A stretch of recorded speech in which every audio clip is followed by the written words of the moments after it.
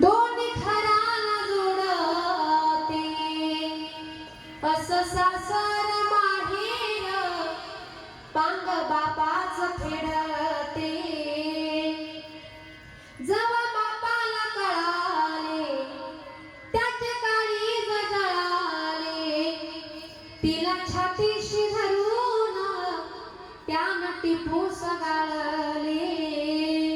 कसे बाप असू द्या पण आपल्या मुलीच्या लग्नामध्ये लेक सासरी जाताना तो बाप रडल्याशिवाय राहत नाही आणि म्हणून बापाचं फार प्रेम असतंय का. बाप साठवी तो अश्रू वाट